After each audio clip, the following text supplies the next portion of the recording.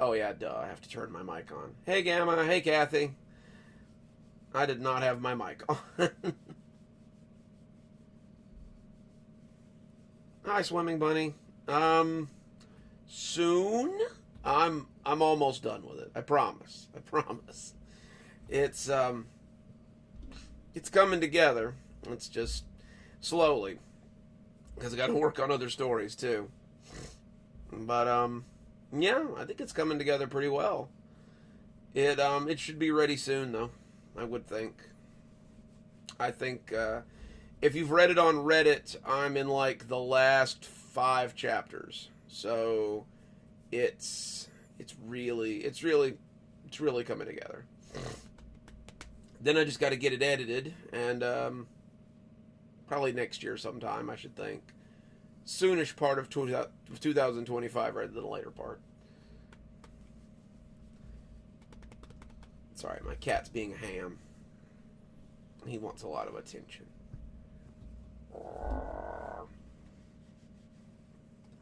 Say hi, you.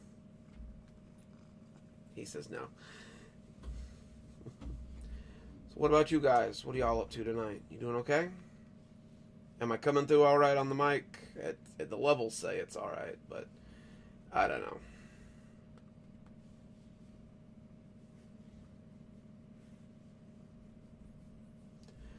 Well, so anyway, those of you who are on my Patreon have got to look forward to the new book.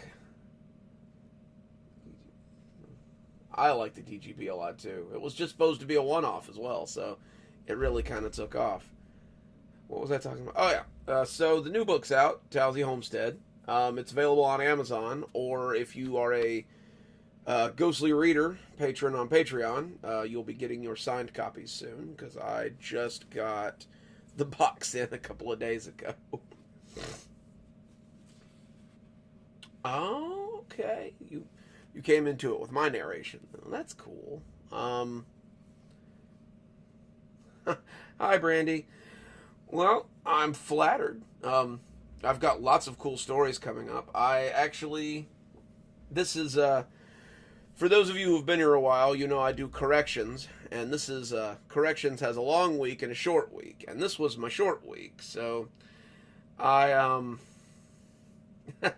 did some stories on my short week. I got 2 new short stories done. There's a Dr. Winter story, and I got another Kashmir Hospital story done, and then I've started writing a new Grandpa story, so that'll be fun. This one actually answers a very old question that a lot of people have of why Grandpa always kind of, chucks his bottles into the woods. Your patience will be rewarded, and I think this one also is going to lead us into another crossover between 2 of my Kashmir stories that you might not have thought were going to intermingle. So that should be a lot of fun, I hope. But yeah. Oh yeah, I was shilling. Sorry. Taly Homestead is the new book on Amazon. Just came out a couple of weeks ago. It's about the farm family, and that's being bothered by forest spirits. It's $14.99. I think if you get it on Kindle Unlimited, it's like $5.99 or something. But yeah, it's a really good one. It came out as our Halloween episode a couple of years ago. And I got to looking at it. I'm like, I could make a whole book out of that. It can't be that hard. And it was hard. I was wrong. But it finally came out, so yay. It's all done. I think the cover looks good. The guy, Hellscythe, the German guy who does our cover art for our books, made this one too. And he did a really good job. I would have liked to have seen more scarecrows, but this actually looks really cool. Like, I like it a lot.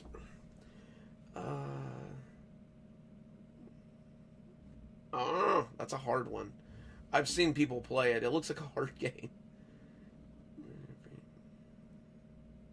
It is not. Kashmir and Jericho are kind of kind of like adjacent. Like they're not they're neighbors, I guess, but they're not actually real. There's so many like little towns in the woods up there in North Georgia. I used to live in Clayton, Georgia. I miss it. God, I miss Clayton. But there's so many just little towns and hollows up there that anything could be up there. You could have a whole community up there that just nobody knows about. Absolutely, Swimming Bunny. And then, of course, at the end of the year, we'll have the year compilation coming out. So if you've liked this year's stories, then they'll be all in one convenient spot. So that'll be cool. It's always nice to see the compilations come out. Those of you who have noticed, we've got a new sponsor too. It's Fume. They've been pretty cool. We've hang on. Yeah, today's sponsor, Fume. It's pretty neat. If you're trying to kick smoking, it's just air cartridges. Like it's pretty simple. I don't think there's any like chemicals in anything. I like the mint ones because they make my throat feel better after I've read too much. No way! I've never met anybody else that lived in Clayton. Most people think I just made it up. It's a little cowsplat town. Like there's like two lights in it. Is the lingerie chalet still up there? That weird looking it's right there across from the McDonald's. It's this weird looking chalet that they used to sell lingerie out of. And it was such a flex. Like the town is so religious that they hated it, but they couldn't do anything about it. I laughed just thinking about it. Like it was hilarious. Let's see. Well, we're glad to see you, Crystal. We're just kind of hanging out. Like I haven't really started doing anything yet.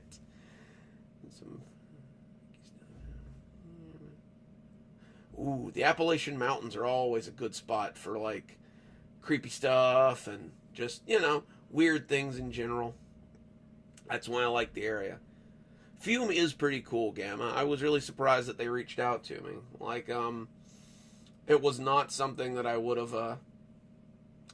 thought would have reached out. I had another sponsor that was, it was for like cold calls for like businesses and things, but we pretty quickly decided that wasn't gonna work. So,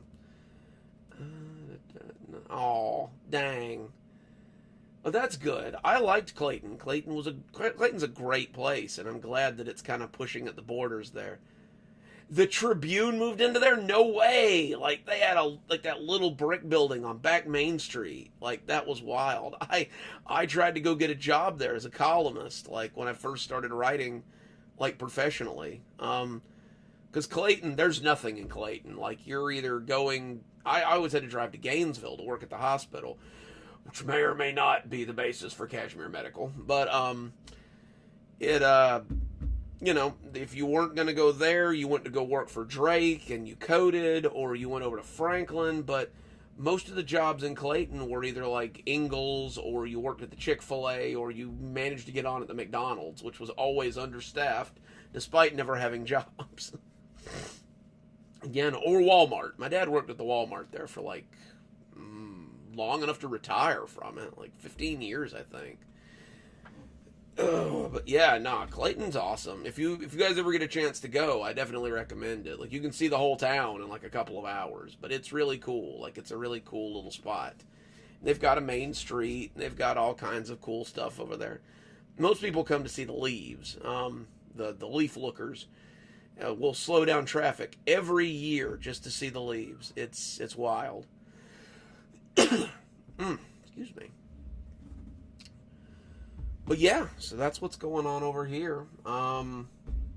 Working on some other books. I'm always working on books. And at some point, I'm excited because after the stream, I have to put this puppy in my computer. This is a new 4 terabyte hard drive, so that I have plenty of room for stories in the future. So, yay.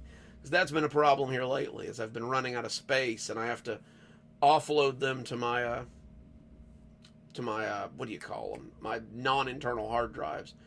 Which, if you've noticed any weird sounds, that's probably it. Like, because when I go back to get them, usually the end of the video, right before the credits would roll, there is like a loud sound or like a lot of static, like a lot of discharge and stuff. And yeah, so I'm looking forward to having something internal so that it doesn't mess with the quality. I appreciate it. If you look up Taly Homestead, believe it or not, it is the only thing on Amazon. So it's pretty easy to find. Like, a lot of my compilations get lost in the shuffle, but that one and the Stragview stuff is just super easy to find. Like, it's the only one. Yeah, surprise, surprise. And it's just not hard to find. But yeah, any way that you guys support the channel is always appreciated. On that front, too, like I've been saying, I've got good news. I will be retiring, not from this, but from my shitty job, next year in, I'm going to say April or May, so that I can move somewhere else and just do this full time. And that'll be a lot of fun. That'll be cool. I can focus on my books. I can focus on my channel, because the place I'm moving to, it's my parents' old farm. They're moving in with my gran to take care of her, and Dad's making me just a really sweetheart deal. And I don't know if you guys know about Florida, but the housing market here is really just all over the place right now. People want in. I don't want to be here. So yeah, you know, I'm still going to be in Florida. I'm just going to be in a different part of Florida. Your book's available on... They are, Crystalline. I've actually got a thing with Kindle Unlimited that I think they offer most of my books for free. I want to say 90% of my books have a Kindle edition, and I'm pretty sure most of them are like involved with the Kindle Unlimited thing. I'll have to go check on it afterwards. I don't know if it's something I have to opt into every time, or if it's just something I had to do once. Well, I'm glad, Brandy. Like, we come out with stories 7 days a week, and starting next week, I think it's going to be 3 long stories, Monday, Wednesday, and Friday. Or I might do Tuesday, Wednesday, and Thursday. I don't know. Eventually, it's going to be 5 days a week. Like, it's going to be, you'll have a long story in the morning, like a 5-series story in the morning, and then you'll have a news story in the afternoon. And that way, you know, you guys get a little more content, and YouTube will stop messing with my money, because right now ad revenue is just all over the place. And every time I talk to people about it, their thing is always the same. They're like, you need to put ads in your video. Well, my videos are only like 15 to 20 minutes. Doesn't matter, you still need to put ads in them. And I refuse. I hate that. I hate watching a story and then having everything broken up because you've got an ad for Grubhub, like right in the middle of the story. It's dumb, and I hate it, and I won't do it. I won't. Like, I will put them at the ends of my stories in long videos, but I will not put them in short stories. Like, I can't do it in good conscience. I will never do something like that I think is shitty when I see it in other videos. I'm not going to do it to you guys. That's not okay. But yeah, now the videos that, like the 5-part videos, they'll have ads in between them. But no, I'm not going to put them in the short videos. That's just dumb. I am. The audio quality on a lot of them is starting to show. Like, I've learned so many new tricks. I came into this knowing nothing. Like, I came into this with a crappy mic off of Amazon, and like, that was about it. And a webcam. That was about it. So my audio quality and my video quality has improved like 100-fold over the years. And some of the videos are really starting to show their age. Like, they need to be remade, they need a facelift, they need to be fixed. So yeah, I think once I retire, that's what I'm going to do. I'm going to start going through and fixing some things. I'm looking into getting on with ASX, ACX, whatever the Audible guys use to get some of my stuff into audiobook form as well. So, that's something to look forward to. If I can redo these and make them suitable for audiobook format, then it'll increase the quality of the channel too. That way the videos sound better, they look better, and everything is just very professional. Yeah, no, Brandy, I hate it.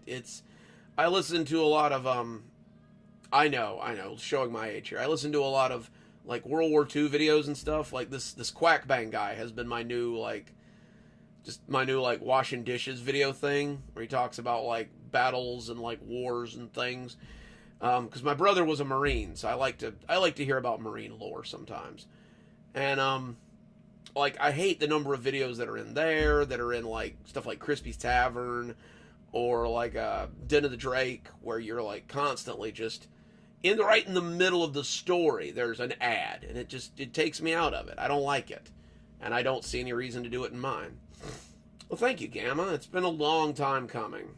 Like I should have done it a while ago, but I got bills to pay and stuff. Crystal, and that has been a problem lately with the background music, and some of it is music that is no longer royalty free. Like, I used to get most of my music from what is it? Pixabay. Pixabay has background music. All of my sound effects come from Pixabay. So like, sometimes you'll use a song and it's fine that day, but then you'll go and like later you'll get a copyright claim on the video because the music is no longer free. It's weird. So then your video's struck and you got to go in and say, hey, on this date the music was free, so it's fine. And YouTube's been pretty good about it lately, but then if I try to use the video again in a compilation, I get hit again. So right now I'm using Soundful, which is AI generated, and it lets me make my own music, which is nice. Like, it lets me make unique music that I can put on there that I know isn't going to get copyright struck.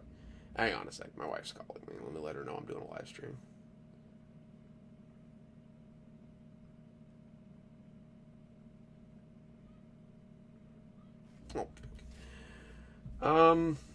But yeah, it's like $60 a year. I'm gonna have to reassess it at the start of the year because I know there's some free programs now that do the same thing, and Soundful is great if you're like looking for background beats for like maybe you're like a rapper or like you're making your own music or something, but it's kind of subpar for what I need. Like, it's good, it's fine, but I would rather use the free ones if I can. Like, any kind of like any kind of money saving matters is usually a little bit better, especially if it's the same quality.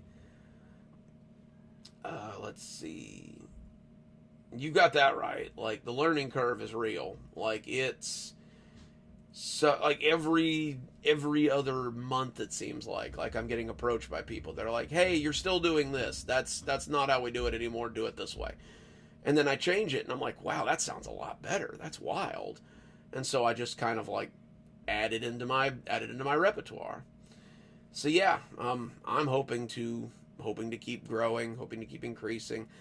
People want me to upgrade my Yeti mic, but I really like my Yeti mic. Like, it's never done me any wrong, so I don't see getting rid of it. The sound quality sounds good, and you're hearing me coming through the Yeti mic right now, actually. So, like, it's good stuff. Like, I was really happy to have it. Some of you guys remember my sound quality before that, so it's leaps and bounds better. They put ads in the right. Or worse yet, they don't. Like, sometimes I want to make a YouTube video and send it out where it's like, hey, YouTube lets you place your own ads, and this is how you do it. It doesn't take that much longer. Like, I've got a little like note sheet there that I put all of my I messed with the camera a little bit there.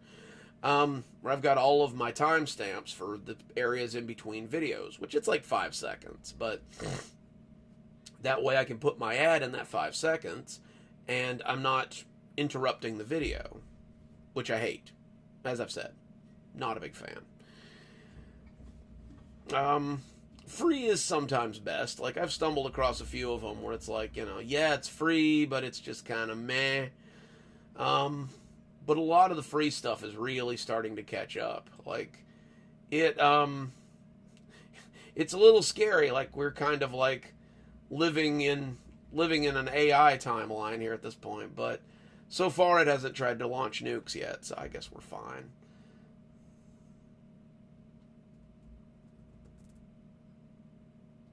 I've been meaning to look into them. I know the price per month is a little bit less than Soundful. Soundful just gave me a really good deal when I went with them for like a year. It's like $60 for like the first year, which wasn't too bad. Like I was paying Grammarly more than that before I stopped doing that. Hi Lisa, welcome to the live stream. Let's see.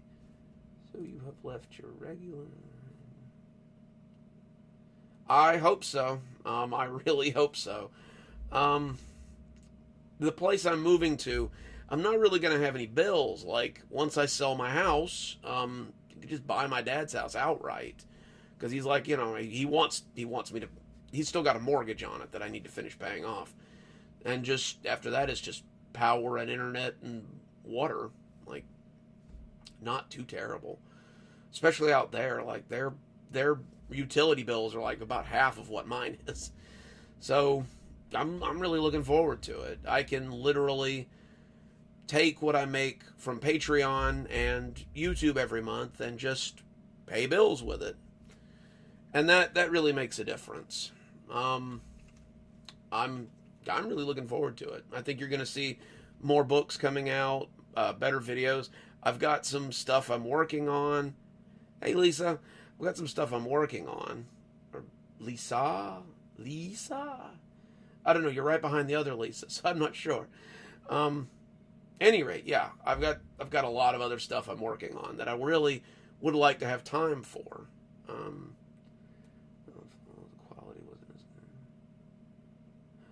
good. Well, hang on.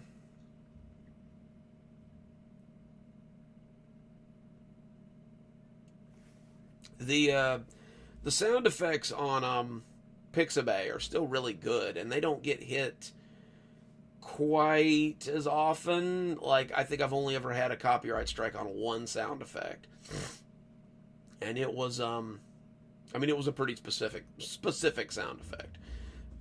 So I just use them for sound effects. But it's nice to have some custom music that not everyone's using.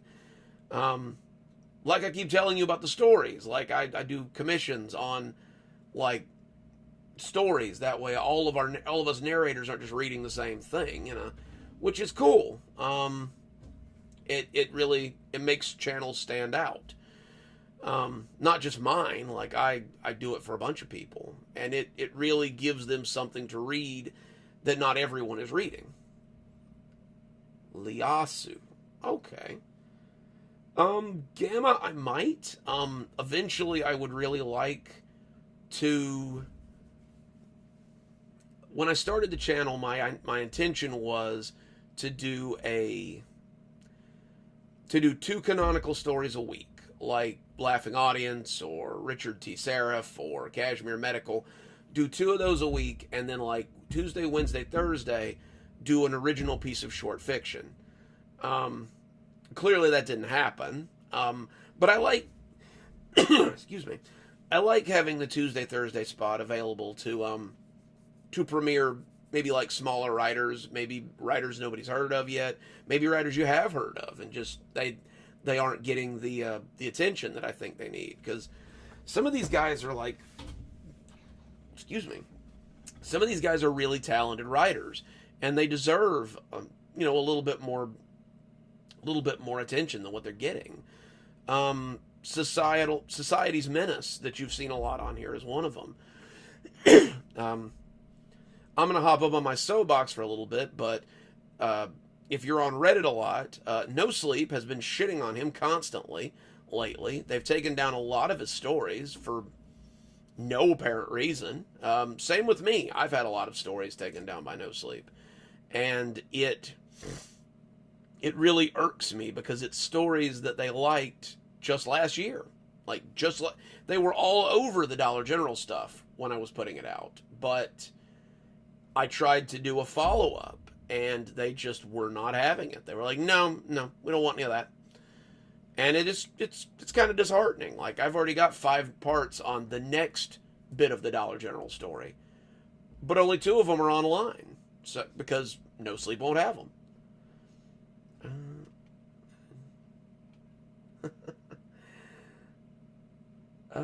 Not leaving Florida, just going a little closer to Alabama. Like, I'll still be in Florida. Nobody will know where this is because it's like it's tiny. It's moving to Chipley, Florida, which is like super close to like Alabama, like within like 45 minutes of Dothan.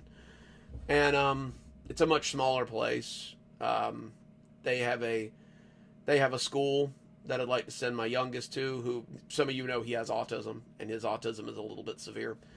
And I would really like to have a place to send him that he can get better schooling. And yeah, I'm really just looking forward to it. Okay, so you're pretty adjacent to them. Well, I'm pretty close to Pensacola now. I think I'll be even closer once I move to Chipley. So like I'm gonna be right there. I'll have to find a con somewhere close by so that I can like meet some of my Florida people. I know it's been a while since I've done a stream. I've been working, trying to get some stories done ahead of time so that I can work on other things. Book mostly. I'm pushing real hard to get the Dollar General book ready, so that you guys can read it. And I'm working on some other things I'll probably talk about on the stream too. You should be very wary of No Sleep. They have the biggest audience, and they have started to abuse it a little bit. Like most people, they know about No Sleep. The one rule on No Sleep is, it's rule number 1. Every story on No Sleep is true, even if it isn't. But I've been getting hit with rule number 8 lately, which is that there's no way to corroborate the story. Like, no one was there, no one saw it, it could have all been in their head. And what I always throw back at them, and they hate, I'm like, aren't all No Sleep stories true? If rule 1 is true, then rule 8 doesn't matter. And if rule 8 is true, then rule 1 isn't true, and your whole foundation falls apart. So I don't know what these new mods on No Sleep are thinking, but I really need them to get it together. Like, this isn't the No Sleep I started with 6 years ago. It's completely changed. I'm hoping to do a follow-up to the Dollar General stuff afterwards. Like, once this book comes out and I get it done, I'm going to really sit down and do a follow-up. Because there will be, as people have pointed out, there will be a lot of questions at the end of this first Dollar General book. So a follow-up will probably be needed.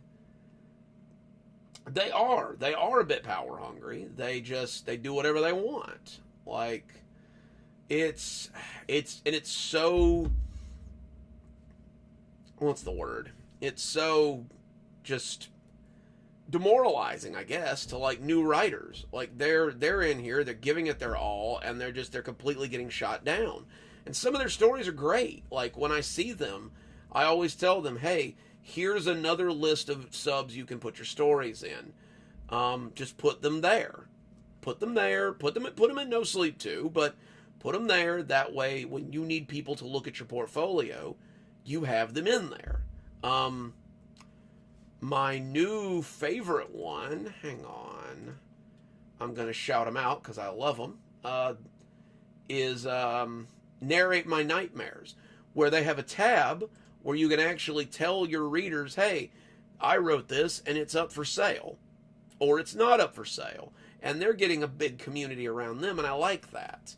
Because No Sleep will not let you talk about payment for your stories at all, which is how I make money. sometimes. Like I keep it professional. I'm like, look, it's prices are kept low. I just want to make a little money for my effort.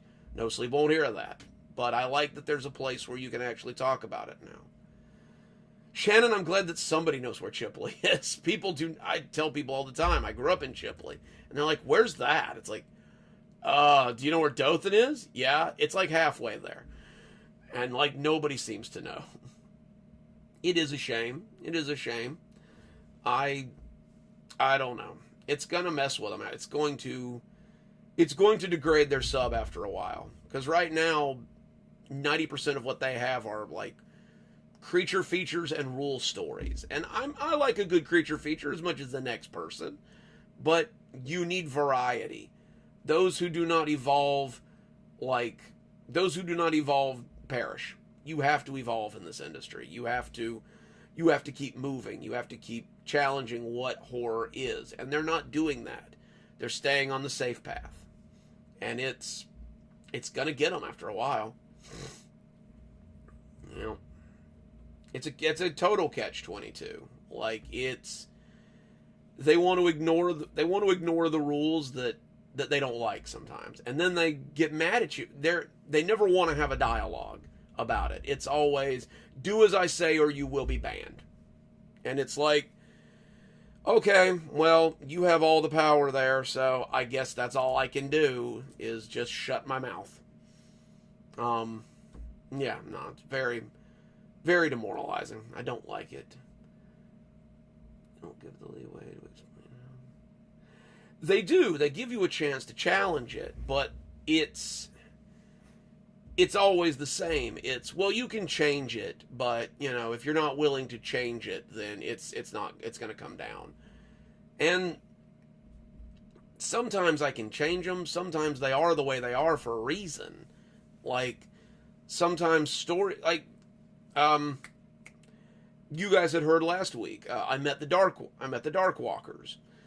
They took it down because it cannot be, there was no one there with him, and they can't prove that it wasn't like a drug trip or something.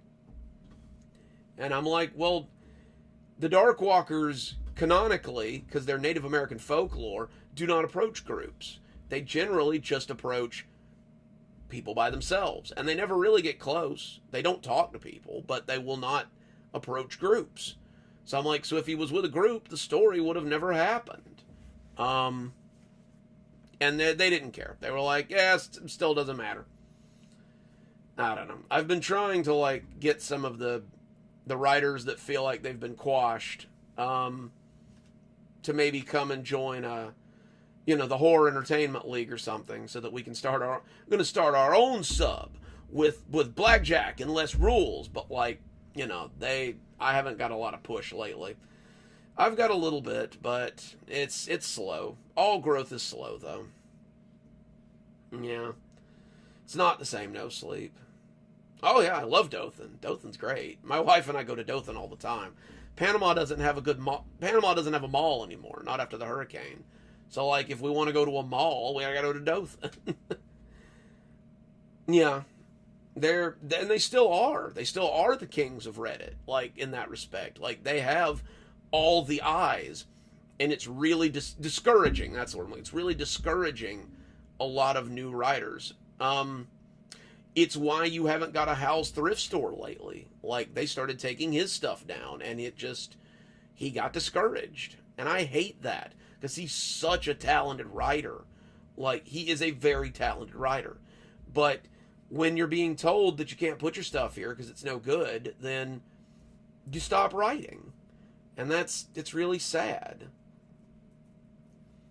Okay, Shannon, yeah. My family's always claimed they've got some Cherokee blood, but not enough to get me a scholarship. I don't actually know. That could just be family lore. I always tell people I'm a classic North American mutt. I'm just that white. Like, I don't know. It's like Scotch Irish and English and German and all that stuff. I think I think it's something they made up for our family. But I don't know. I mean, one of these days I got to take a 23andMe or something. Yep, Crystal, and that's correct. They But I notice it's very selective too. Like there are stories up there that seem to slip through the cracks somehow, and I wonder sometimes if that's intentional. Yup. And like the creepypasta trend is that it is there to push the boundaries. Like creepypasta is a boundary push all on its own. It's not classic mainstream horror. It's not what's selling at the bookstore right now. It's its own thing. I mean it is now. Like it wasn't when it first came out. Like it was a push against, like, you know, the stuff Stephen King was coming out with, or the stuff Dean Koontz was coming out with, or your more mainstream horror. It was a more personal horror. It was a more direct horror, because anyone can see themselves in a creepypasta.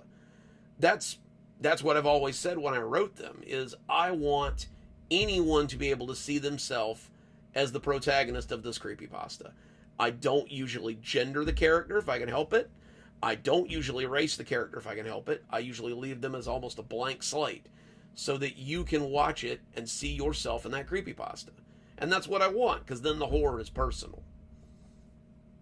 Let's see. Their big rules, Elda, are usually like, you know, the OP has to survive. That's really one of the biggies. The OP has to survive. I guess it can't be anything that would have shown up on the news, which is another one we've bumped heads about a couple of times. It can't be anything that is provably wrong. And I guess now it has to be something that, like, there has to be at least two people. That way you have a witness, or somebody else has to have seen it happen. And of course, if it's a no sleep story, then it's always true. Them's the rules. They've always been the rules. I don't know. That's one of them. Yeah, Crystalline, exactly. That's what my grandma used to say. The whole Heinz 57 breed.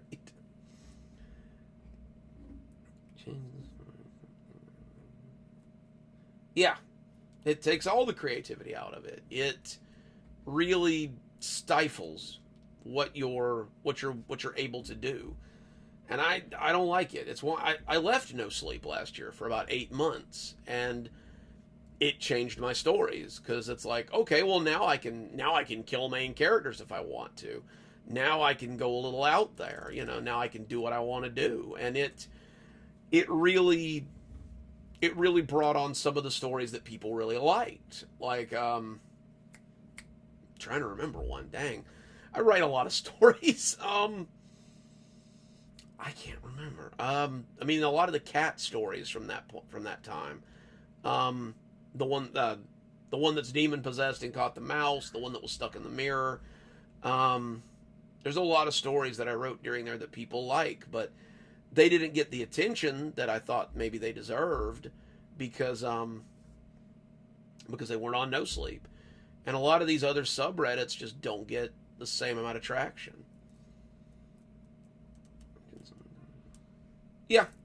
Yeah, Lisa. It's like, hey, that thing you worked on, unless you change it, we're not going to take it. It's like, you're not my publicist, you're not my editor. Like, you don't get to change my stories.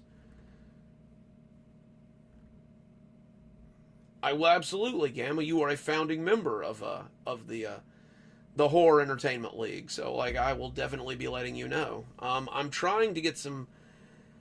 The problem with the videos are, after a while, like, nobody really wanted to send me stuff. I think they thought I was stealing their content. Like I was just trying to give them a place where, like, they could bring their narrations and put them up there and maybe introduce them to my audience so they could get some traction. But I think there's a lot of distrust online these days, and I don't know. It's sad to see. Like the horror community was such a big part of why I still write horror. Like, No Sleep is probably the reason that I still write horror, because I love the community. It was very friendly. It still is very friendly. I'm not going to let No Sleep jade me on that. Like, it is very friendly, and it's very supportive, and they support writers. And I hate that some of them are being turned away, because if I had got that kind of reception, I probably wouldn't be online right now. Like, I probably would not still be writing. It's a mess. Right, and that's their thing. They're like, if something this big happened and it didn't show up on the news, then it can't be true. So I'm like, well, that's not necessarily true. Like, we butted heads on the Hitchhiker a couple of weeks ago, because they're like, if there had been a mass cult killing, like if a cult had killed themselves, we would have heard about it. It's like, no, just because you heard about Jonestown and Heaven's Gate doesn't mean there aren't a dozen other doomsday cults out there killing themselves in the middle of nowhere that just you never heard about. It was local news, and it was a drop in the bucket, and now it's gone. Like, just because it happens doesn't mean that the news is going to hear about it. It's not. I don't know. It's one of their weirder rules. It's good writing.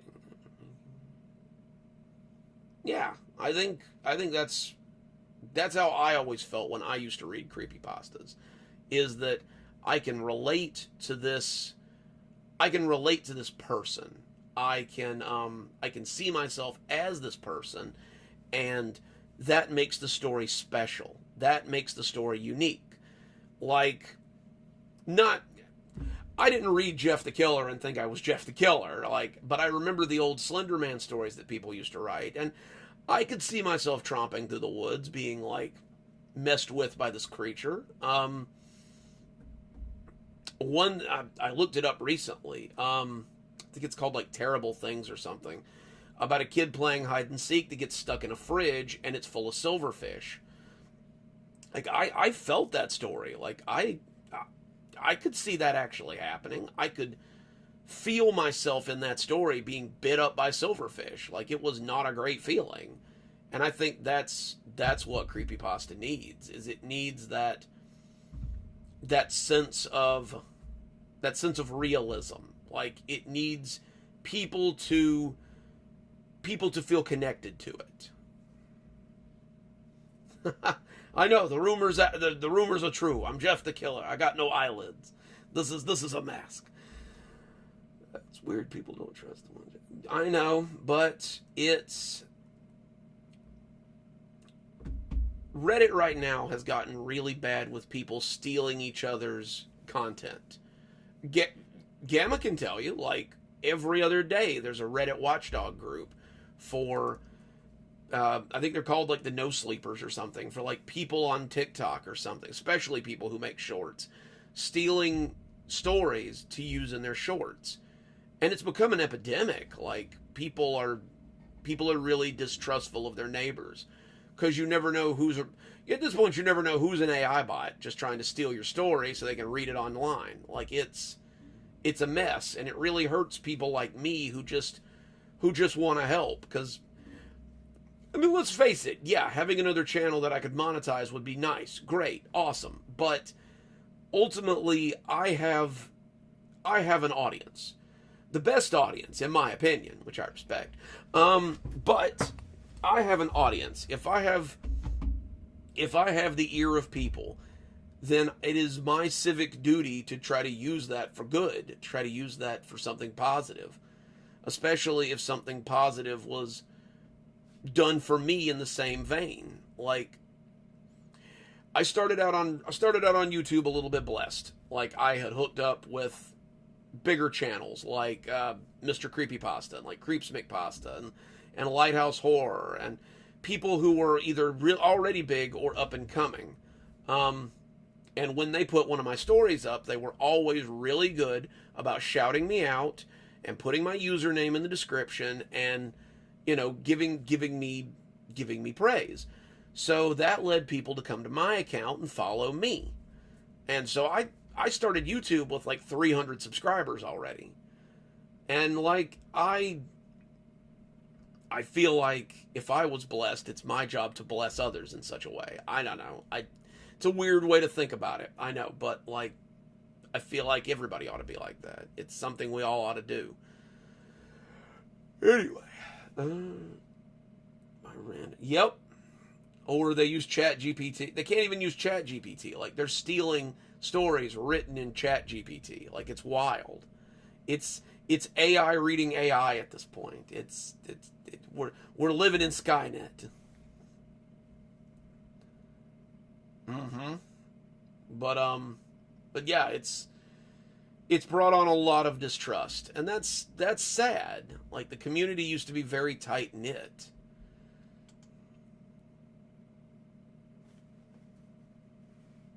Well, that being said, if somebody comes to me to read a story and they are using an AI voice, I usually won't let them. I don't know. It doesn't have the same effect. Like, it's just not the same. Like, these kinds of stories are an intimate experience, honestly. Like, you are reading horror into people.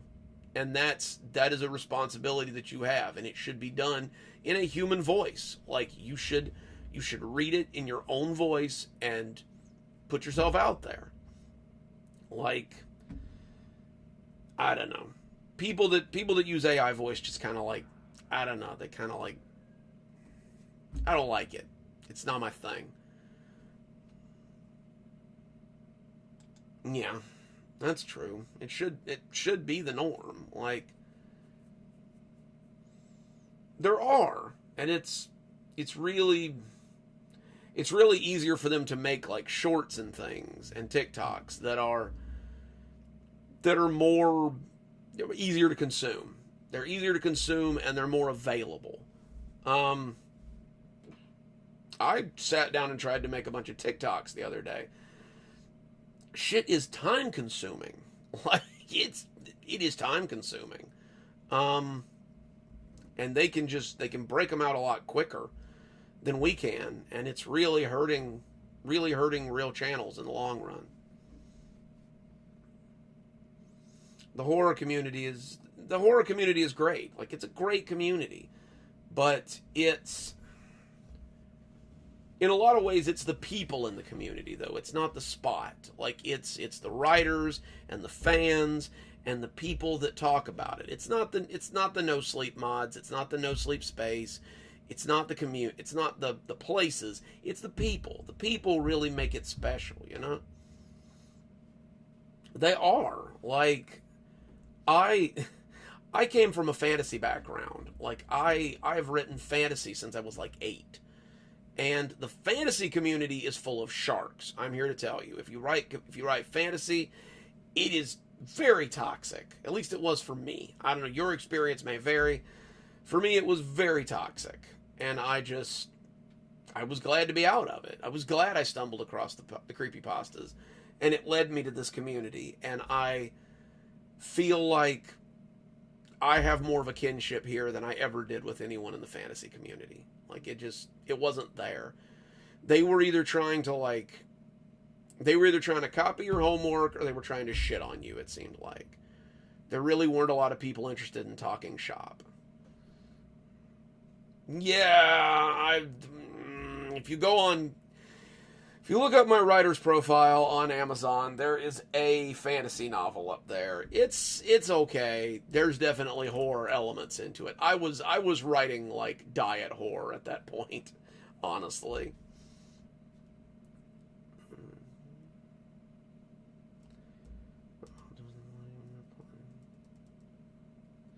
That's true. Like, I've been having trouble getting Tuesday stories here lately because it's hard to get anybody to like call back to you. Plus, a lot of my favorite writers have been getting banned from Reddit for some reason. Who was it I tried to get up with the other day? CIA Herpes, who's been on the channel too. He has gotten a perma Reddit ban. I think it's either that or a temporary ban, but he isn't back yet. And I'm like, man, he would respond back. I need his stuff. TikTok's okay. I don't love it, but I don't hate it. It's all right. It's good for pimping books and stuff. That's for sure. They really don't. The fantasy community is so much of a hodgepodge that they Like, they're everywhere. Like, it's huge on your phone too. Like, I got to looking at what was eating up my memory the other day, and it's all TikTok. Like, TikTok takes up 12 gigabytes on my phone, which is wild. Yeah, he got banned, and I was gonna read some more of his stories. Like, I'm like, man, I hope he gets back. Um, like, it blew my mind. Like, I'm like, he's been here for years. Like, made me a little scared. Like, I'm like, if he can get banned, then what's stopping him from banning me? Like, I don't even know what he did. Like, I have no idea. But if you look up his profile, it doesn't say it was deleted. It says he is banned. And I hope he comes back soon. He's a very talented writer. I have no idea. I wish I knew. I wish I knew how to reach out to him. If he comes back, I may get a secondary form of, reaching out, because he's such a good writer and he writes so much. Like, he doesn't write as much as me, but nobody writes as much as me. Like, that's I'm a freak of nature.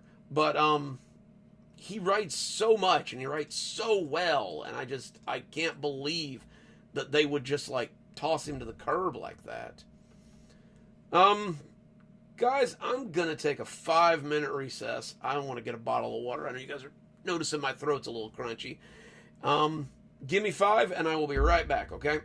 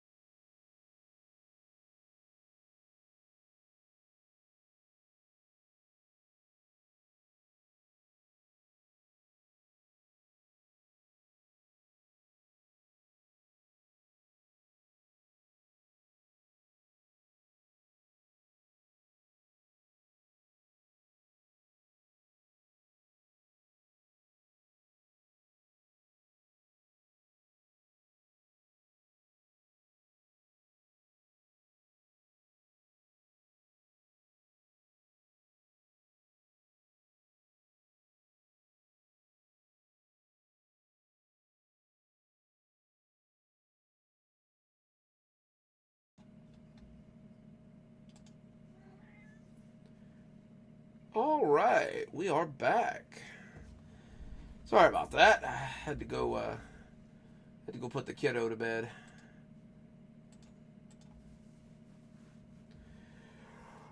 Whew. Get comfy again here.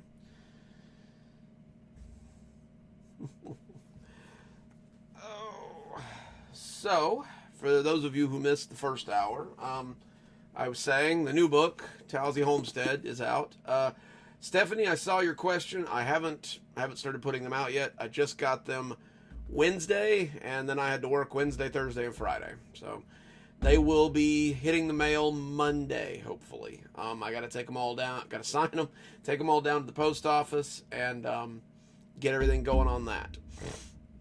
But yeah, no, I think they came out really well. Like, everything looks like really good. The spacing's good. I tried a different formatting this time, so hopefully the spacing is a little better.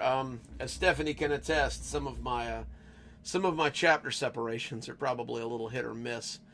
The books are usually pretty good, but sometimes the spacing in them is a little wonky when you use Kindle Direct. Hi, Queen. Good to see you. You made it to the live. Yay! I'm not going anywhere for a little while, so I'll still be here for a bit. Let's see.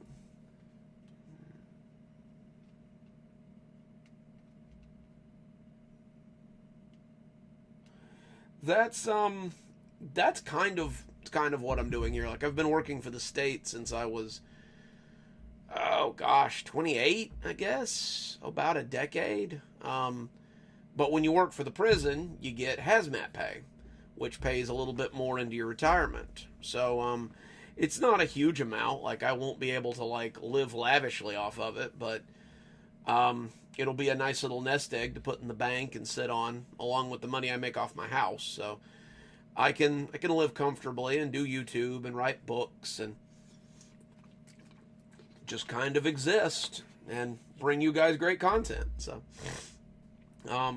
one of the things is the new book. Yes, that is Taly Homestead. That is the book we were talking about. It just came out. Unless it's the Dollar General one, that's probably coming out next year. Oh dang! All the way from Australia. Goodness. I one of my first patrons was from Sweden, and I had to round out my Patreon stuff, at least in the $10 tier, to inside the continental United States, because it was almost $40 to send them a single book. And but it always kind of makes me feel like a world traveler when I realize how many people like listen to and consume my stories. It's really cool. Like, I never dreamed as like an 8-year-old boy sitting in third or fourth grade, scribbling my little stories in my notebook that people on the other side of the world might read them one day. Like, that's wild. Like, it's hard to wrap my head around. Shoot, what were we talking about? Oh, other projects, right. I have 2 that I've been working on for a little while. One of them is, I know some of you guys are in my age range, so you might remember Paul Harvey. Dad and I used to listen to him like every summer when I was out doing pest control route with him. Paul Harvey and the rest of the story, and he'd tell you little like stories and things. And I've rediscovered him on TikTok though. Like, there's a whole channel with all the old Paul Harvey stuff on it. And immediately I got to thinking, I'm like, I need to do like a horror Paul Harvey. And right now it's a toss-up on whether I'm gonna just, use my deep narration voice for it, or whether it's gonna be the Appalachian grandpa telling y'all Paul Harvey stories. I'm kind of in between right now. I really like the grandpa story for it because I like Paul Harvey's voice, and I think he's more of like the grandpa telling you a story, rather than like the quote the Raven kind of voice there. But I'm working on it. It's something that I'm working on, and I would really like to put out at some point. The other thing is I'm trying my hand at a little bit of video editing to get some they're almost like travel brochures for like cashmere for cashmere. It's like travel videos, kind of. Like most of it is like it's on the grounds that you're talking to someone that's already been to Kashmir and they don't remember that they've been to Kashmir. So you're trying to get them to remember and come back to Kashmir. Because, like, you know, Kashmir's a weird place. And, like, you know, the whole point of it is, hey, you know, remember, come back to Kashmir. And they're going to be weird. Like, they're going to be, like, kind of weird. I've got a couple, but they're not near done yet. I've been working on them for about a year now. But they're not ready yet. They still need some work. I'd like to put more time into my podcast on Spotify too, but you know, again, I had to kind of take a step back. Like I was doing the same thing on TikTok that I was doing on YouTube, and I was trying to do a podcast, and I was trying to write books, and it hit me. I hadn't wrote a story in a while, and I'm like, I need to focus on what's important. Like, I need to really get my priorities in line, and that was YouTube. YouTube was my priority. So I took a step back, and I really focused on YouTube. And it paid off. I've got almost 5,000 subs now. And, excuse me, I had Taco Bell for dinner. It's not sitting well. And, you know, I think now that I'm thinking about going and retiring and focusing on my work, that now might be the time I was looking for to really focus on other projects. Like, God, I still haven't finished Maneater, like the book that I was writing a year ago. I've got one chapter done on Bump in the Night. I've got so many books that I'd like to write, short stories that I'd like to make into books, and I just don't have the time. And now that I'm about to have the time, I can really focus on some projects and really like push the limits of my craft a little bit and really offer you guys something you deserve, because you guys deserve this. You deserve this content. You deserve to come onto my channel and, you know, say, wow, that was some really cool content, you know? And that's what I like to bring you guys. I like to bring you guys great stories that I feel like you haven't heard 1,000 times before. You know, that's why, not to harp on Reddit, but that's why I took a lot of my stuff off of Reddit. Like, I don't put the grandpa stories up there anymore. I don't put any of the Kashmir stories up there anymore. I don't put any of my Richard T stuff, any of my Bright Access, any of my Black Site stuff. Anything you listen to on Mondays or Fridays does not go to Reddit. You are only hearing it on my channel. Like, I'm the only one that gets to read it. So, like, you know, I feel like you guys deserve that. You guys deserve something unique. And, you know, it really tickles me to get to be the one to bring that to you. Like, that you guys like my stuff that much. And I hear you guys in the comment section. I am working on more Black Site stuff. Black Site's going to be its own book when it gets done. I think we left off at part 8, and I've got through part 10 done. And we're really going to get some fireworks coming up in the next part. When I have time, that's what I really like to do, is write a little bit ahead. Like, this coming up week is going to be another long week. I'll work Monday, Tuesday, and then I'll work Friday, Saturday, Sunday. All 12s. And that'll be when if I'm at my spot where I can write, which sometimes I am, sometimes I'm not. That's what I intend to do, is sit down and do some short stories, do some work ahead, and just really kind of like, there we go. Camera's fucking up. Camera's messing up, sorry. And just really like get some work in, get some stuff ahead here. The Seraph stories were a lot of fun. Like I really like writing them and seeing people get the what do you call it? Seeing people get a leg up on Mr. Seraph really tickles me. Like the guy that sold him not his writing talent, but his talent for murder. I always liked that story because I like to see Mr. Seraph get surprised sometimes. Another one I know it's not a popular series, and I know people don't usually vote for it. I really like the Laughing Audience stories. It was one of my first series, and it was really something that took off more than I thought it was going to. Like people were crazy for it for a little while. Like they were really looking forward to the next one, and then it became a little repetitive, I guess, and people lost interest. But yeah, more writing time is always great. I have been slacking off, I know. Channel that does that was Stephen King. I didn't know that. I gotta track down this Stephen King club. I'm a huge Stephen King fan. You guys can't see it over there, but there's a whole shelf full of Stephen King hardbacks that I collect. If anybody is selling any Stephen King hardbacks, by the way, let me know. I'm missing some of the early ones. Like, oh, hang on, I'll show you.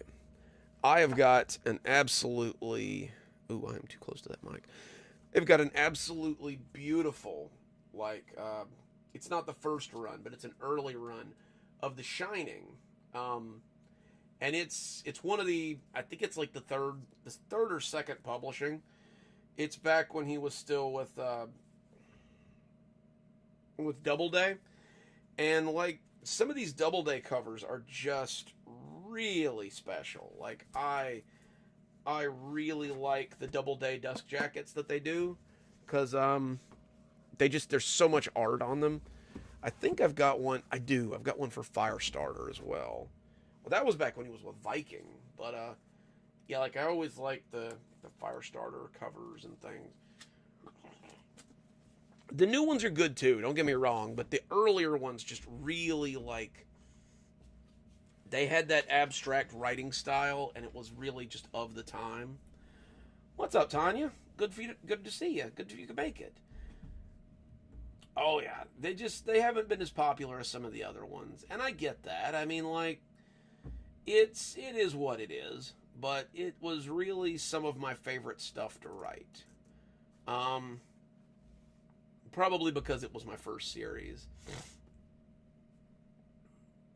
Well, we're glad to have you. I usually try to do them at least once a month. I've been lazy with them lately. Usually I read, but I've got a pretty good audience tonight, so I figure I'll just answer questions. I've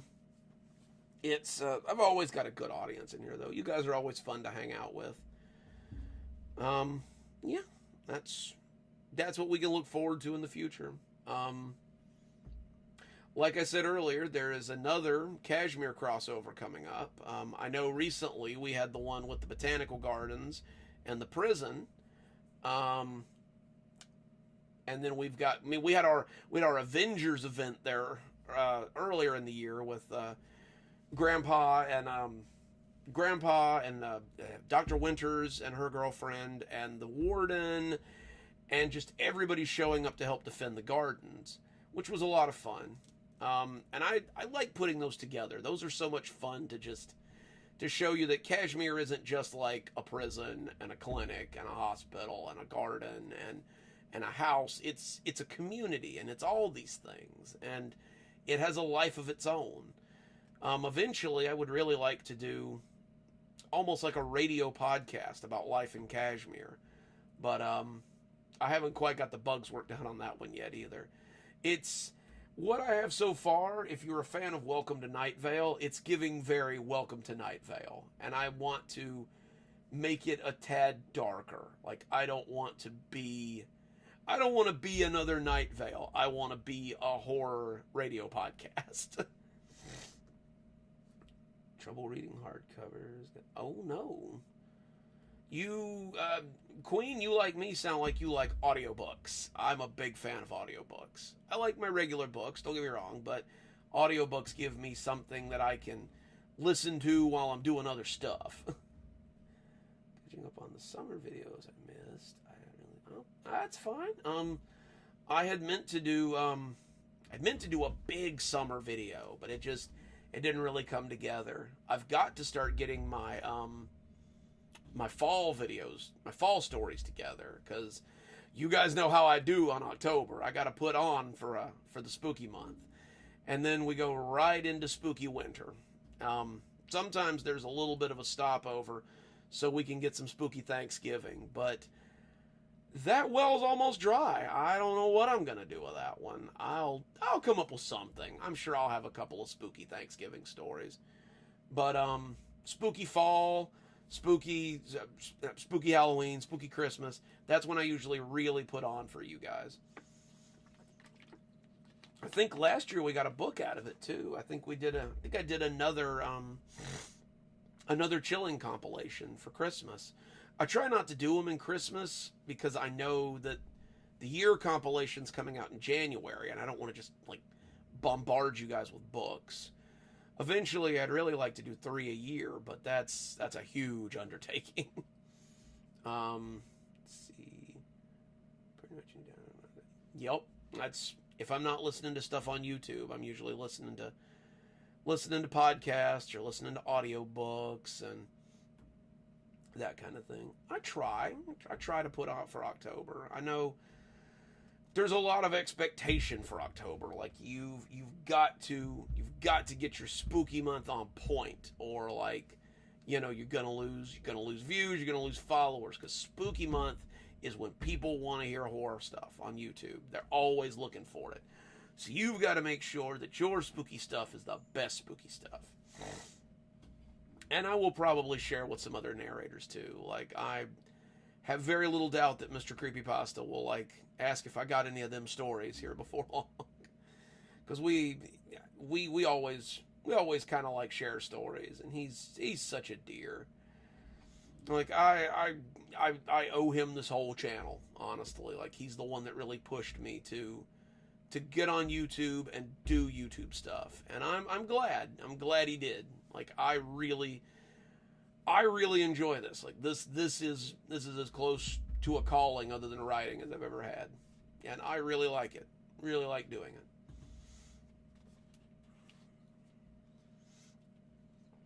It's just super hard on the pipes.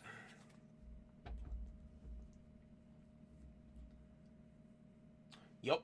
I usually do about 8 stories for Christmas, usually.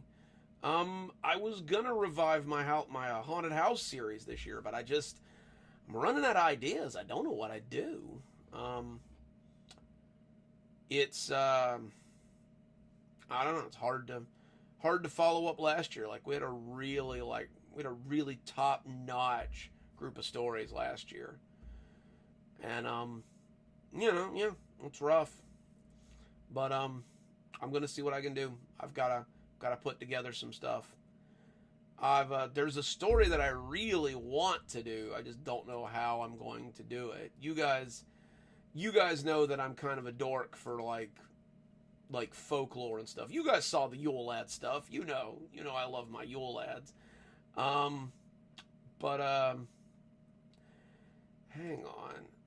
I wish you guys could see it. I have a file on Google Doc called Unattached Short Stories, and it's just full of short story ideas. Like, there's a big short story dump at the bottom of it, which is just nothing but it's like 300 short story ideas. Like, I will never finish it because I just keep putting more on top of it.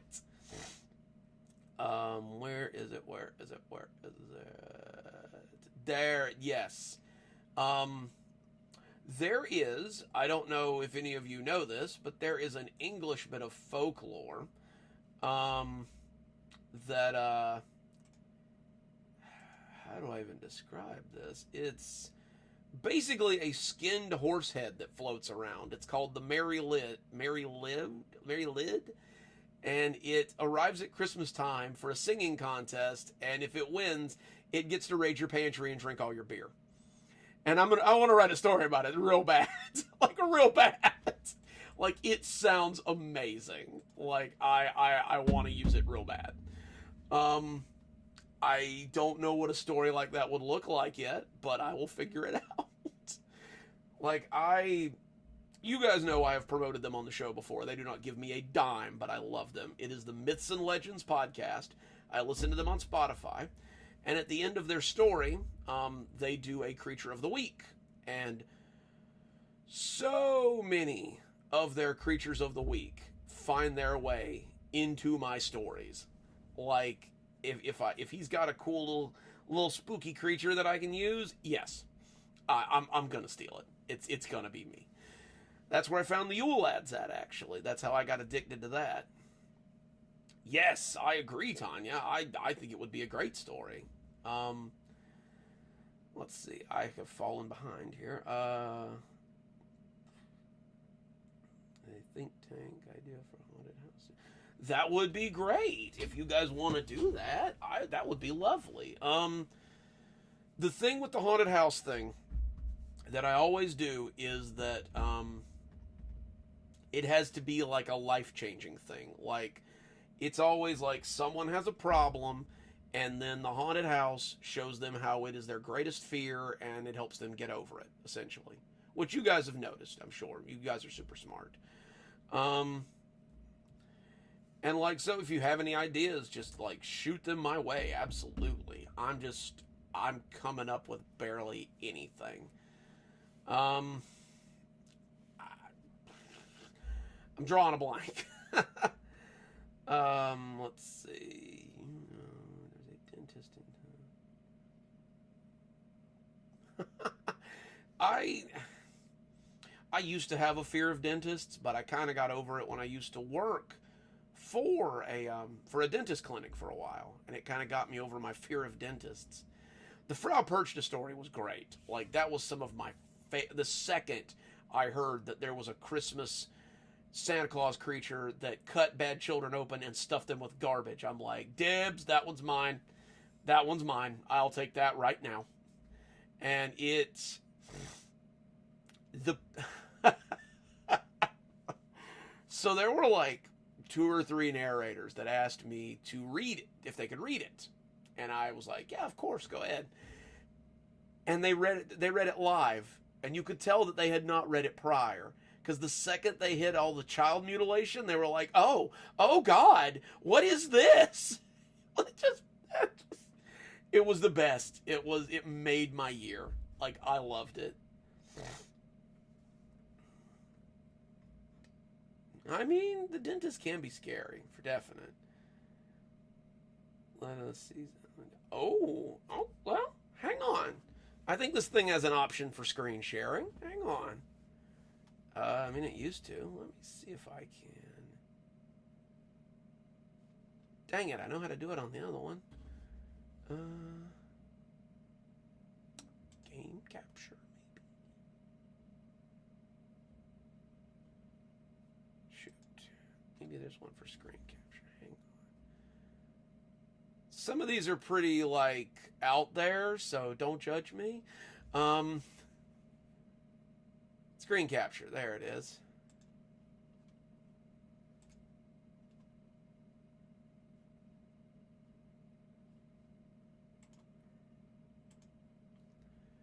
Okay, let's drag that over here a little bit. Wonder bar.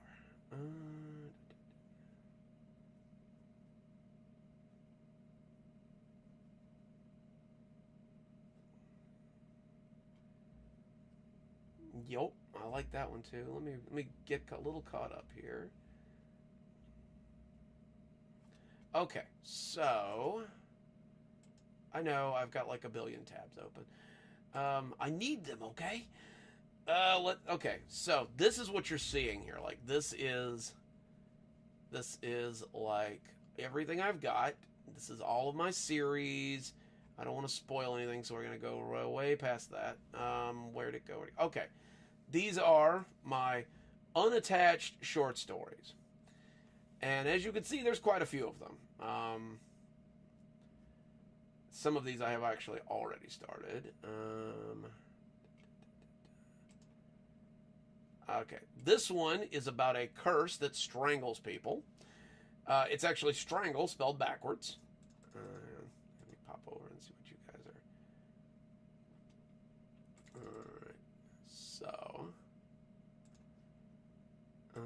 That one's about a weird computer. I wasn't really that fond of that one. This one's about a guy who's literally like watching his wife's life tick away as he listens to the clock. Let's see. I'm going to go with some I haven't started yet here. Miller finds a strange creature making bread in the night, a creature that requests he not look at it. This creature is the Urisk, again, from Myths and Legends. It kills, it's so ugly that it kills people by looking at it. And, I gotta keep, hang on. I'm so dumb. There we go. Okay, so,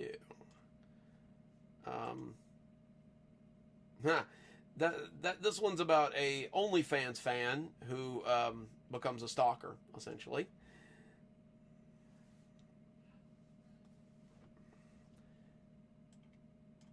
Let's see. Content is added to a site of a famous e-girl. It turns out to be her last post. That one's going to be interesting, I think. Narrow that down a little so I can see the chat. I think the Miller story is going to be interesting. Let me... Beneath the floorboards. Let me see. Okay, so... A boy is tormented by what haunts his nights beneath the floorboards of his childhood home. Basically, he lives in an old house, and you can kind of see through the floorboards, and he is hearing and seeing things under the house.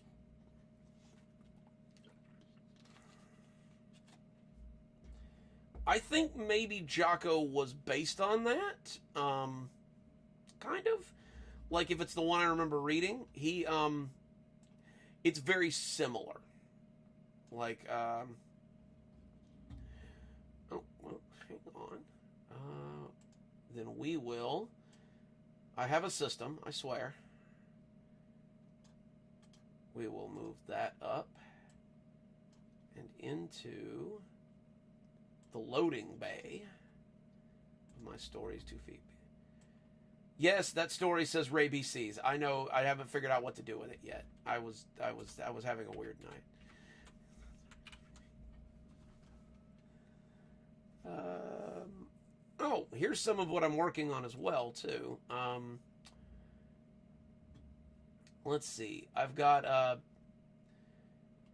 it's a property appraiser for abandoned homes and things that turn out to have a dark backstory. This one in particular is a campground. Well, thank you, Tenzin. I like to hope so. This one I didn't even give a description to. It's about a telemarketer who gets called by himself, essentially. Let's see. The Cult of Doors is going to be a longer one. Like, these guys show up and are basically telling these guys that, hey, our religious belief is that sometimes when you open a door, it takes you somewhere else, which is a premise we've gone through a little bit on here. And they keep opening doors in their house, trying to find the right door, and they're getting mad at it. So finally, they open a door and they're somewhere else. Like they find the door they've been looking for.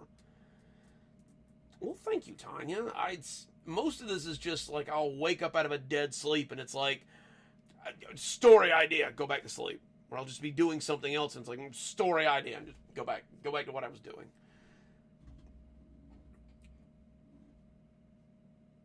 What's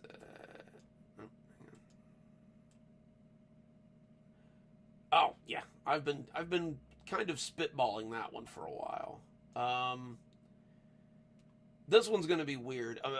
It's a man in a not a vegetative state, but he's like a paraplegic, and a maid arrives one day to take care of him, but he believes she is like extending his condition so that she can continue to be employed. Oh, no, we don't want any spoilers there. Trying to stay away from the canonical stories so I don't spoil anything for you guys, because the grandpa ones are oddly specific.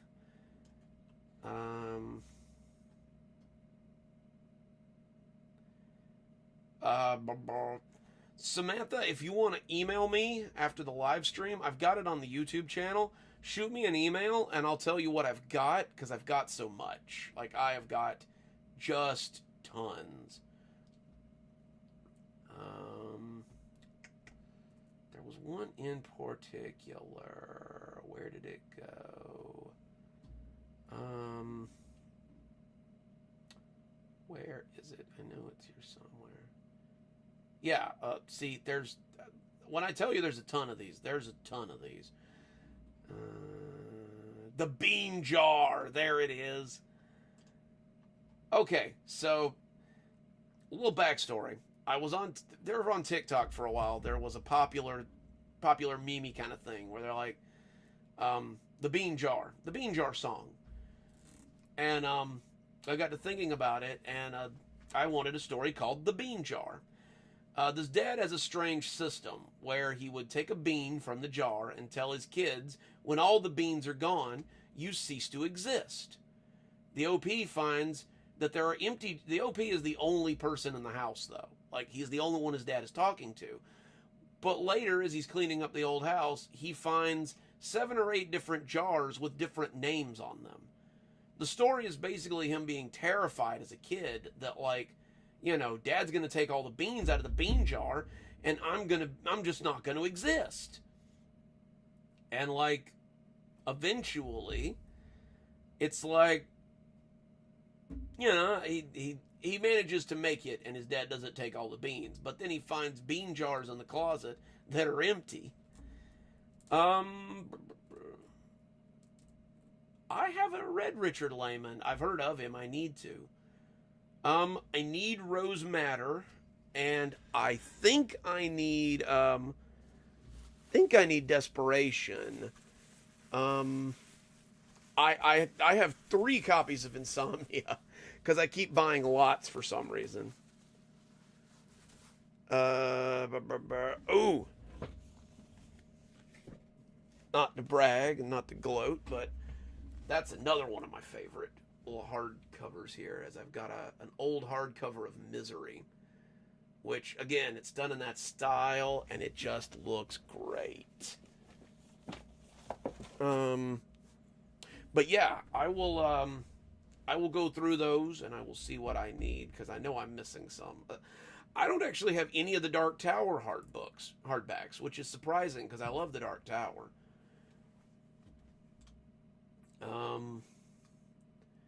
This one I can't wait to do as well. Screaming as They Burn.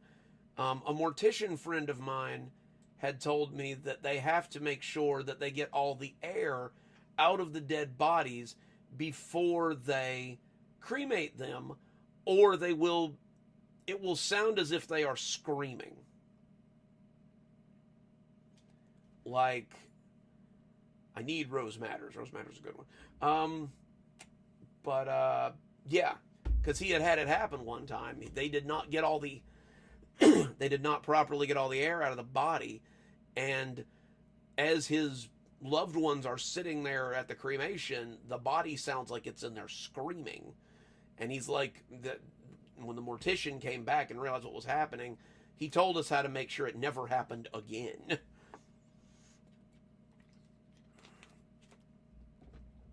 But yeah, no, like I told you guys, like there's stories here for years, like, and then I've just got a little section for like animals or creepy things that I want to do. Where is it? Oh, this this little guy, this little MFer, we will be doing very soon. For my Spanish American homies here. El Sombrion is a creature that stalks women and braids their hair while they sleep. If he really likes them, he puts dirt in their meal and that leaves them incapable of eating. And if they survive, they're doomed to live alone. And if they don't, they marry him. Like, we will be doing this guy. I've wanted to do him before now. I've had a... Generally speaking, I'll like have an idea for a story, and if I don't write it within a month, it goes at the bottom of the list. So some of the ones you saw up there are getting ready to be shuffled to the bottom of the list. But yeah, no, for anybody that's interested in my process, there are, hang on, let's Sesame Street this shit, shall we? 1, 2, 3, 4, 5, 6, 7, 8, 9, 10, 12, 13, 14, 15, 16, 17, 18, 19, 20, 21, 22, 23, 24, 25, 26, 27, 28, 29, 30, 31, 32, 33, 34, 35, 36, 42, 43, 44, 45, 46, 51, 52, 53, 54, 55, 56, 57, 58, 59, 60, 61, 62, 63, 64, 65, 66, 67, 68, 69, 70, 71, 72, 73, 76, 77, 78,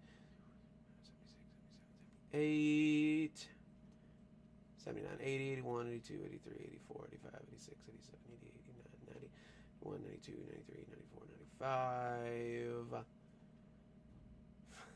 Forget about that. Dog story is literally it's called My Dog Was Full of Spiders.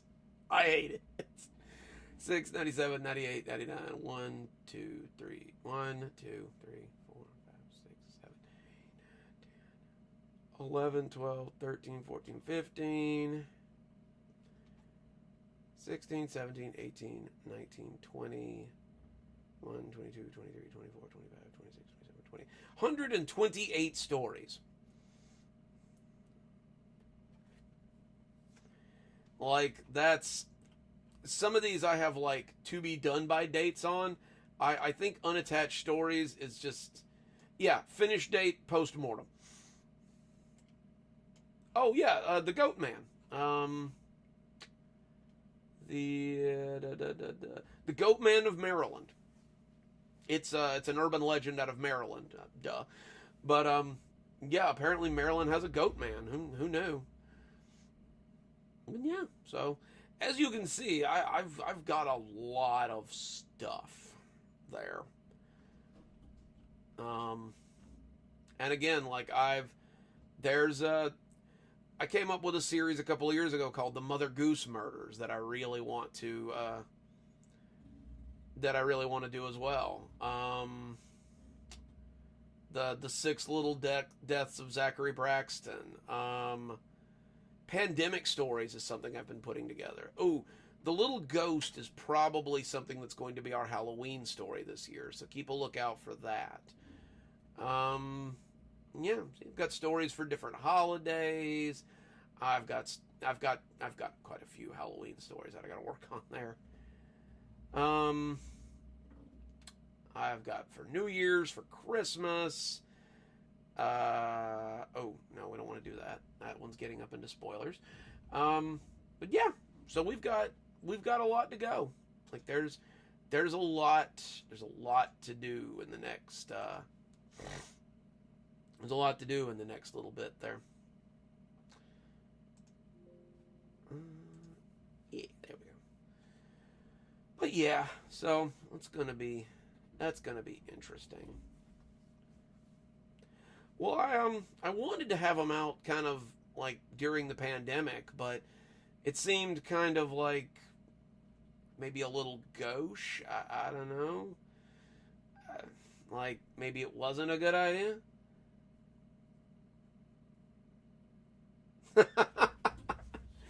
That's some decent 2-sentence horror there. Well, not 3-sentence, but who's counting?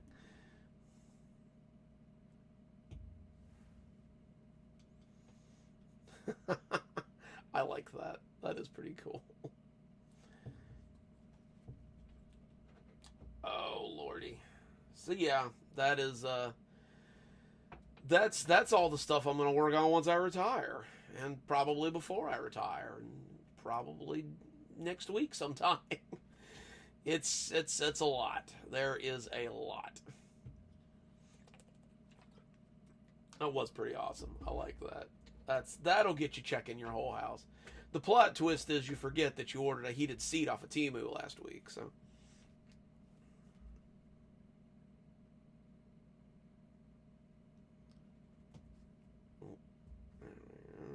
Saturday series is up already.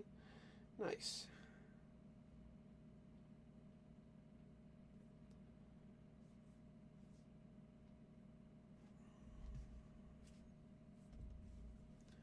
I do. Oh, man. I may do. I'll never retire from this. I will definitely retire from the People Zoo where I work, but I'll never retire from this. I do have a question, and it's a little bit of a weird one. I just want you guys' take on it. Been getting a little bit of flashback in the comments about stories involving characters of a homosexual nature. I find gay characters to be normal and regular. Gay people exist. I don't know. I was gonna see what you guys' take on it was. See if it was a little too much. I don't want. Again, I like writing stories that anyone can see themselves in, and I don't like to limit it. So, like, if it's not something you're looking for, though, like, I understand. I just, I want to know if I'm doing it too much. Because I think it's something I'm trying to use sparingly. I've noticed some comments, and I don't want to, I'm not going to call anybody out. I'm not going to tell them that, hey, it's a story. Story is a story. But, I don't know. I don't like bothering people, I'm just a goofy little guy and just write goofy little stories. You know how it is. But, yeah. If you feel that I'm doing that too much, let me know, and I may ratchet it back a little bit. But again, yeah, I know I have a diverse audience, so I like to make sure everybody feels like they're being covered there. One of the stories a couple of Halloweens ago. What was the story? The one about the dog that gets left at the farm, but it's a ghost dog, I guess. Spoilers. Had a character that was gay coded, and I actually had a person on Reddit reach out and they're like, "Hey, this isn't something that I see very often, and I really appreciate it. It's really nice to see a character that I can relate with." And that really I liked that. I was like, it's good to know that everyone feels represented in my stories. Okay, I just wanted to make sure. It definitely can be overdone. Like, there is a point where it can definitely be overdone, where it's not representation, it's just flooding. And I try not to, like, make it overt. Like, God help me, I've never had an in-story sex scene. Like, and I never will, because I don't like getting demonetized. But we have towed the line over at Horror on the Rocks a few times.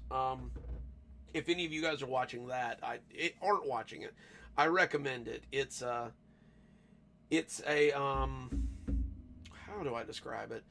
It's a series I'm co-writing with the narrator over there, and it's been wild lately. Like, it's been a wild ride. We're almost done with season 2, and we have skirted the line a few times where I'm like, "Buddy, you are gonna get demonetized," and he's like, "I don't care, do it anyway." But yeah,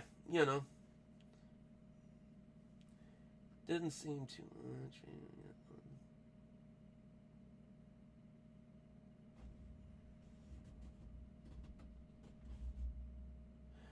I didn't think about that. Yeah, I didn't really want him to be anything, I guess. Like, I just kind of wanted him to be. I think that was one of the laughing audience things. Like, that was the guy taking pictures, right? I think he like just, I think he was just a guy. Like, he really didn't want to do anything. The theme of the shadow. That's cool. I try not to make it like, I try not to focus on it. Like, I don't think that, like, homosexuality needs to be the focus of the horror story, but I think that, like, the characters within can have their own opinions on it. Horror on the Rocks does have some saucy stories, and I am responsible for more than a few of them. Beliefs are two different things. Well, thank you, Tanya. I like that. Yes, the mortuary stories. I sent him another 2 parts of them recently, so don't tell him I told you that. He probably wants to keep it under wraps. But I sent him the next 2 parts, and we're probably going to have a season finale coming up on it.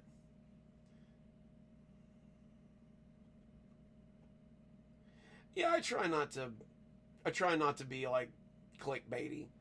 That's why I don't do. I notice a lot of other channels have like really long clickbaity titles, and I don't like that. Like, most of my titles are short. Like, most of my titles are like 2, maybe 3 words, maybe 5 words tops. I try to keep them tight, try to keep them concise. That way, you know, you read the title and it doesn't really like give it away. Because if your title's like, I work in a mini mart and there's a chainsaw wielding maniac that comes out at 12:30 p.m. every night and tries to kill me, why do I need to read your story? I know what's in your story at that point. The mystery is gone. I don't need it. Like, I like to give away as little as possible in my titles. Yeah, the guy taking pictures one. Yeah, he was asexual coded, but really he just kind of was. He was just work minded, really, more than anything. I think it was in the band. He was rather young. He was pretty young, yeah. I want to say he was like mid-20s, but a lot of my characters seem to either be like mid-20s or like early 30s. Some of them are old. I mean, like Grandpa's an old guy, but like most of them are kind of youngish. At least my narrators are. Horror on the Rocks is a lot to catch up on too. Like, he is a prolific narrator for being as new as he is. And I'm glad I met him. Like, he's a great guy. Like, we talk all the time. Like, we're constantly like spitballing back and forth at each other. It's like, hey, what if we did this? Hey, what if we did that? Hey, let's take this out of the story. Hey, we can't take that out of the story. Like back and forth, you know. Yes, exactly, Mad Hatter. Like, you don't have to read the story. You know what's going to go on. Like, you've already got the gist of it. What's to read? Most of my titles, if you read my title, like, I've got one coming up for New Year's called Uncle Midnight. You read it and it doesn't immediately tell you what it's about. The Hitchhiker from a couple of weeks ago. It doesn't really, there might be a hitchhiker in it, but it doesn't really like give you the whole story. And I think it's good to have some mystique, you know. Will you sleep well, Tanya? I think it's about to be over for us too. Like, we may go on a little bit longer, but my voice is giving out. I had intended to read, but you guys have had some good questions tonight. Like, I can't really say no to my fans, but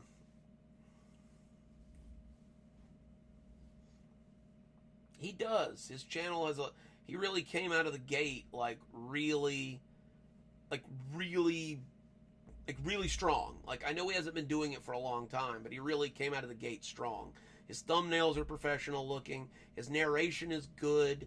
He gives me tips on audio stuff, and like I love it. Like, his tips have really helped me get there. He says I should put my computer on the floor, but I just haven't done it yet because like I've got this giant frigging battleship of a computer, and I'm really afraid that it's gonna like suck dust bunnies into its guts.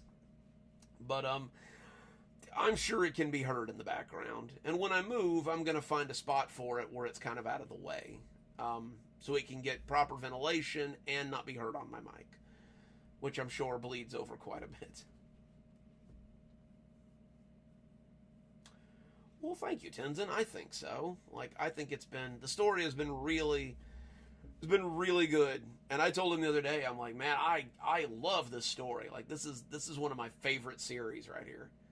I'm doing some other series for some other writers too, but I think his is definitely one of the strongest. Like, he has a lot of the commission work I do. They give me an idea, and they let me roll with it.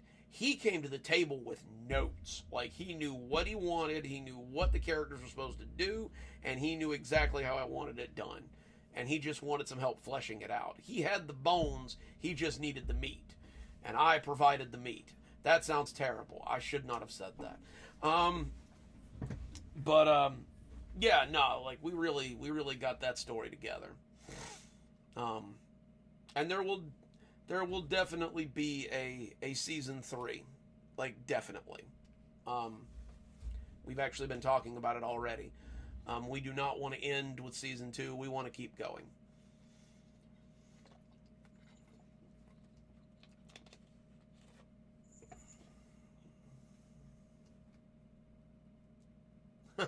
I love the Meat Canyon SCPs. Like, I love what they bring to the table.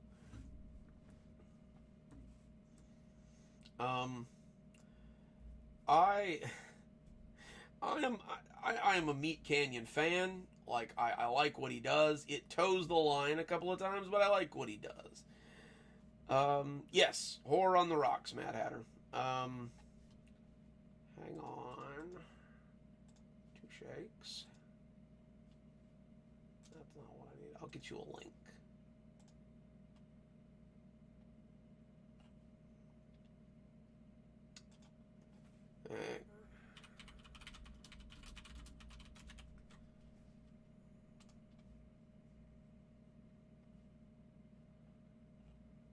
No, I just want his channel, darn it.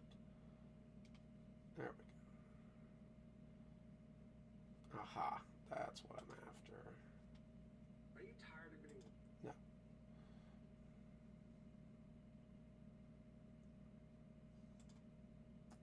I just want a link. Anywho,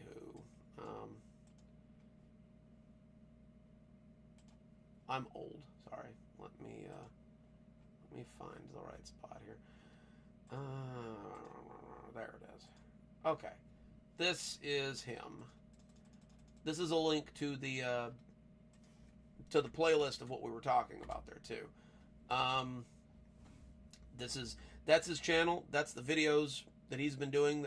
You can actually hear some of my voices in there too. Like, I do Corey and Malcolm. I do Father Pierce. I do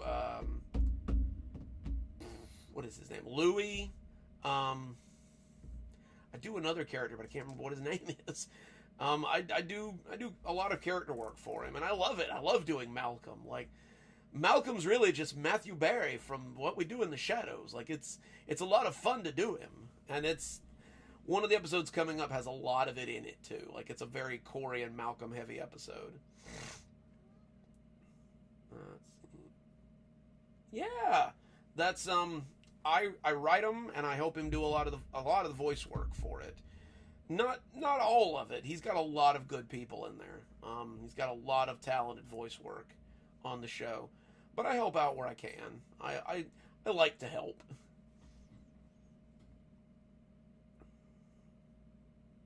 Yeah, I had to turn that one off halfway through work. That one was getting a little bit unmonetizable. Hello, fur child. Come on. Come here, go. He keeps grabbing my shirt with his claws, so I'm gonna. Gotcha. Got you. Haha.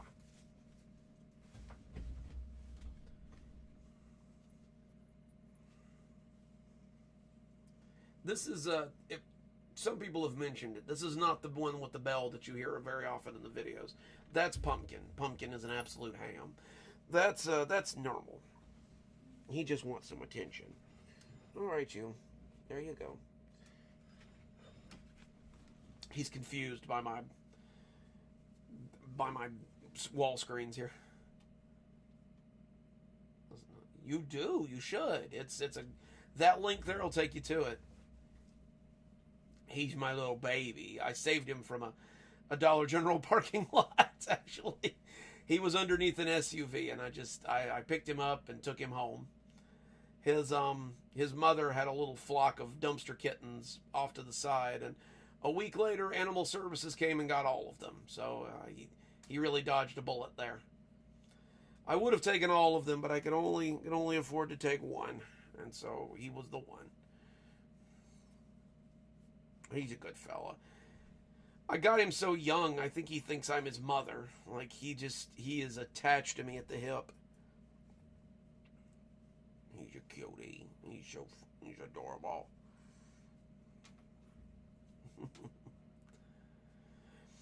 I mean, we have 4 here, so we're getting there. Like, my wife had 2 oranges, and then one of them ran away and refused to come back. So she turned around and adopted 2 of them out of the front yard, and now they live in the house. One of them still likes to go outside, but the other one is like, no, I've been out there. I don't want to be out there again. It's quite all right. The intention was to get them fixed and then let them back out. Hey, you. Hey, don't do that. But it didn't work out real well.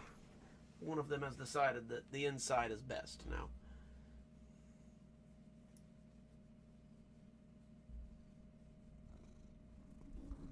No, don't do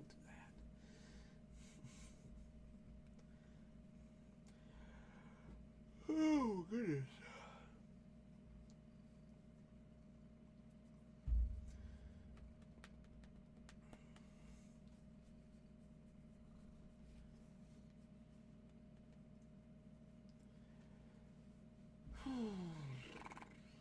Thinking about rattling down here in a minute. If anybody's got any last minute questions, let me know. Probably about to head to bed. It's Saturday, so the kids were out, and my wife had to go pick up our tickets to the what do you call it? The Akatar ball that's down in like a couple of towns over or something. My wife is obsessed with those Akatar books, and I like them. They're all right. But she's wanted to go to one of these like balls that you see on TikTok and Facebook all the time. Well, there's one over in Mariana, and she got us not tickets. I'm sorry, she got us scrolls, and I'm just gonna put on my Dr. Plague duds and go. Like that's gonna be my outfit. So I'll get some pictures to share with you guys from that. So because that should be fun. But my nap has been kind of shallow all day. Hi, baby. Ooh, Seraphina is such a good name for a cat. Oh. Poor kitty. I don't understand how people can abuse animals.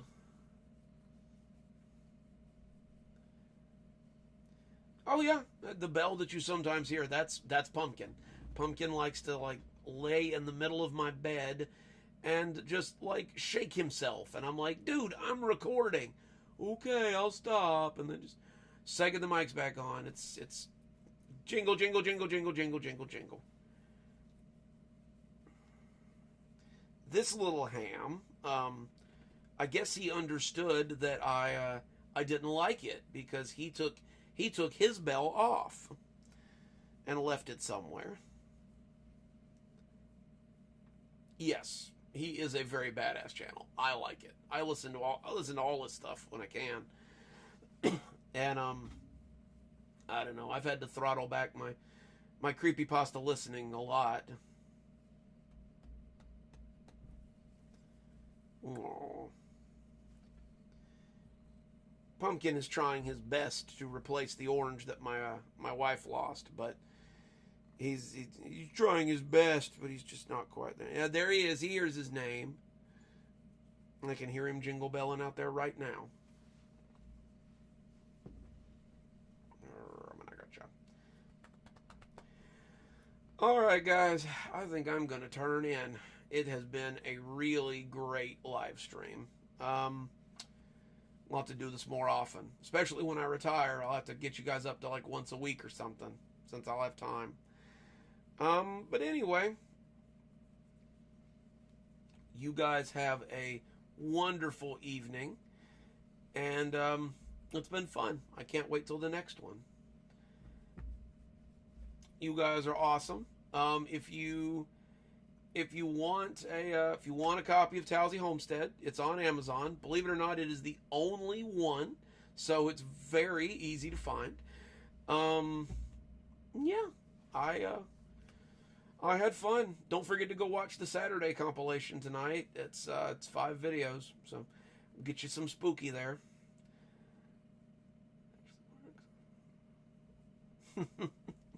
He's a smart guy. Well, you guys have a good evening, and I will catch you next time.